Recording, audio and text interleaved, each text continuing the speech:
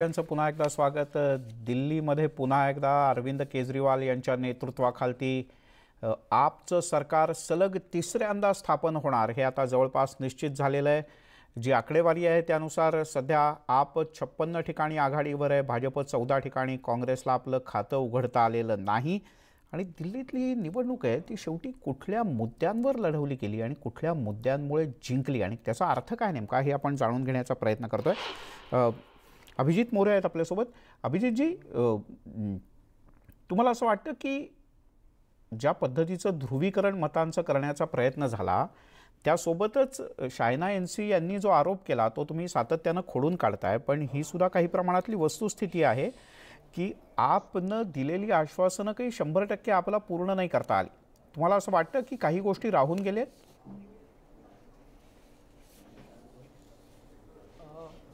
मला सगळ्यात पहिल्यांदा सांगायचं आहे की ज्यावेळी या निवडणुकीच्या तारखा डिक्लेअर झाल्या त्यावेळी अरविंद केजरीवालांनी सांगितलं की ही निवडणूक कामावरती होईल।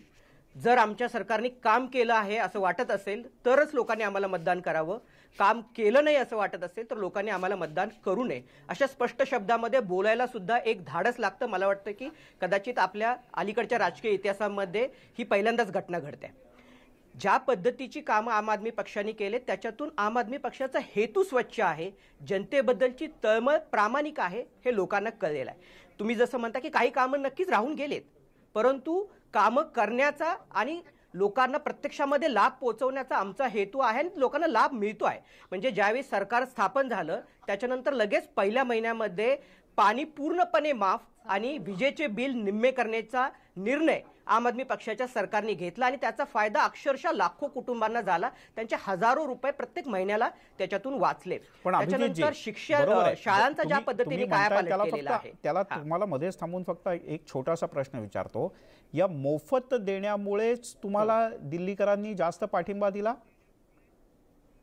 आता तर निकाल लागले, मान्य करून टाका। मला वाटतं की हे जे मोफत नाही, मोफत हा जो जी टर्मिनॉलॉजी सतत वापरली जाते आणि जणू काय हे काहीतरी वाईट करतायत अशा अर्थाने वापरलं जाते, तर मला वाटतं की त्यात एक क्लिअर करावं की आपल्या संविधानाने कल्याणकारी राज्याची संकल्पना स्वीकारलेली आहे। लोकांना सन्मानाने जगता यावं अशा पद्धतीच्या सोयी सुविधा निर्माण करणं हे राज्य सरकारचं काम आहे असं आपलं संविधान सांगतं। जनता जो कराचा पैसा देते त्या कराच्या माध्यमातून लोकांना मूलभूत सोयी सुविधा सरकारने द्यायला पाहिजेत। मग ते रस्ते असू देत, स्वच्छता असू देत, लाईट, पाणी, आरोग्य, शिक्षण हे सगळं देणं अपेक्षित आहे, हे संविधानाला अपेक्षित आहे आणि तेच आम्ही करतोय। याच्यामध्ये काय वाईट आहे? जर म्हणजे आता शायना एनसी म्हणतात की फ्रीबी मोदींनी शेतकऱ्यांच्या खात्यामध्ये 5,000 टाकायची अनाउन्समेंट केली, त्याला तुम्ही काय म्हणणार? आयुष्मान भारत योजना त्याला काय म्हणणार? म्हणजे स्वतःच्या ज्या योजना आहेत त्या विकासासाठी आणि इतरांनी योजना आणल्या की मात्र फ्रीबी, हे मात्र चालणार नाही। जनतेच्या कराच्या पैशातून प्रामाणिकपणे लोकांना सोयी सुविधा देणं हे सरकारचं काम आहे असं आम्ही मानतो आणि ते आम्ही चोखपणे बजावलेलं आहे। बरं, बोला शायना यांची काय उत्तर आहे? अच्छा है कि उन्होंने ये मुद्दा उठाया। एक वचननामा होता है जो एक एफिडेविट के रूप में आप जनता के सामने पेश करते हैं। उस एफिडेविट में आपने क्या कहा कि हम दिल्ली में 500 नए स्कूल्स देंगे। मैं आपसे पूछना चाहती हूँ कहाँ है ये 500 नए स्कूल? 20 नए कॉलेज, एक भी नया कॉलेज नहीं है दिल्ली में। हम सब प्रचार किए हैं दिल्ली में, 30 दिन से हम देख रहे हैं कि सीसीटीवी कैमरा कहाँ है। आप 3 की बात कर रहे हैं जब आपने आश्वासन दिया है कि 15 लाख रहेगा ताकि महिला सुरक्षित हो। आपने कहा कि रास्ते यूरोप जैसे बनेंगे। कितने खड्डे हैं और क्या है वस्तुस्थिति, प्लीज आप देखिए। इसलिए जो आप झूठ पे झूठ बोलते हैं और ये बोलेंगे कि हम आपको free free free free free देते जाएंगे तो लोग एक हद तक समझ लेंगे, लेकिन उसके बाद आपका भी पर्दाफाश होगा। तो मैं आपसे विनती करती हूं, आपको जनता ने दूसरी बार एक मैंडेट दिया है, एक ऐतिहासिक मैंडेट दिया है। कृपया जो आपने आश्वासन दिया वो आप कीजिए। जो आप शिक्षा, सुरक्षा, लोगों को आत्मनिर्भर नहीं करना चाहते हैं और सिर्फ एक वर्ग स्तर तक वोट बैंक की राजनीति करना चाहते हैं तो ये नकारात्मक है।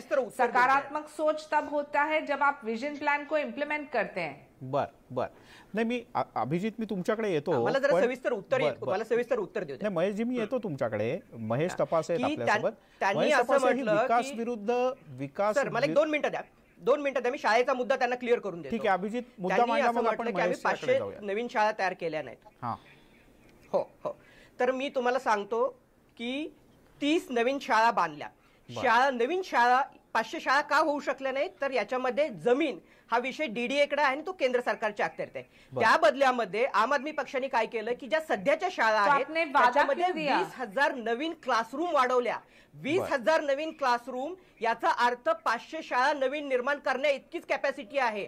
पूर्वी आम आदमी पक्षाचं सरकार यायच्या अगोदर दिल्लीमध्ये 17,000 क्लासरूम्स होत्या, त्याच्यामध्ये आम्ही 20,000 क्लासरूमची भर टाकले. म्हणजे पूर्वीचं जे शाळेचं इन्फ्रास्ट्रक्चर होतं ते आम्ही दुपटीपेक्षा जास्त वाढवलेलं आहे.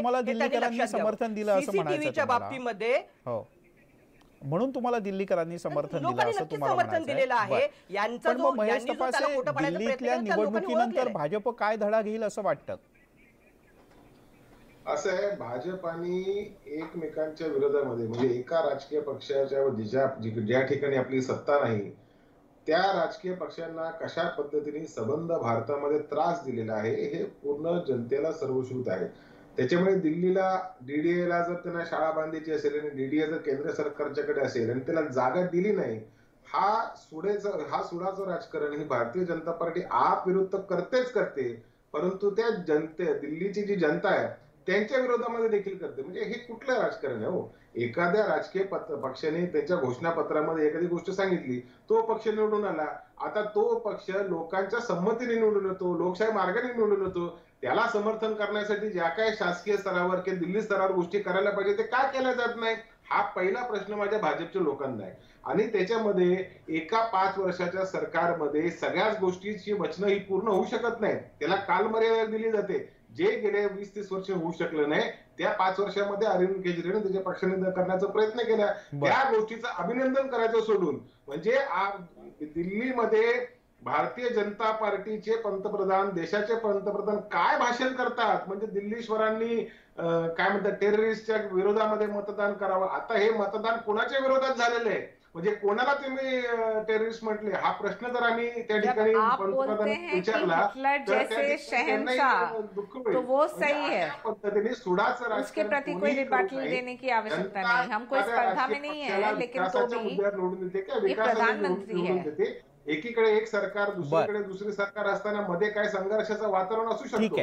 परंतु मगाशी कसं सांगितलं उल्हासदादा की कल्याणकारी राज्यामध्ये आहोत, त्याच्यामुळे जनता ही सर्वश्रेष्ठ आहे. जनतेच्या हिताचं जे काय करायला पाहिजे ते केंद्र असो राज्य असो पण मग उल्हासदादा बॉडी असो ते केलं पाहिजे. ठीक आहे, पण मग उल्हासदादा काँग्रेसला कोणी रोखलं होतं किंवा विरोधकांना कोणी रोखलं होतं विकासाचे मुद्दे मांडण्यापासून? तुम्हाला असं वाटतं काँग्रेस विकासाचं राजकारण करण्यात कमी पडली, काँग्रेस भाजपच्या राष्ट्रीयत्वाच्या मुद्द्याला उत्तर द्यायला कमी पडली? कुठे कमी पडली काँग्रेस?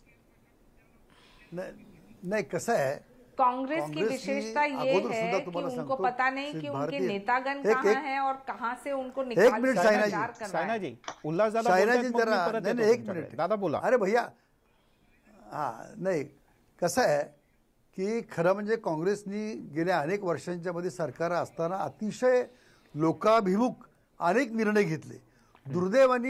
दुर्दैवानं लोकांच्यापर्यंत पोहोचवण्यामध्ये काँग्रेसला अपयश आले हे मी तुम्हाला प्रामाणिकपणे सांगतो. याच्यावर आमच्या पक्षांतर्गत सुद्धा अनेक वेळा चर्चा झालेली आहे.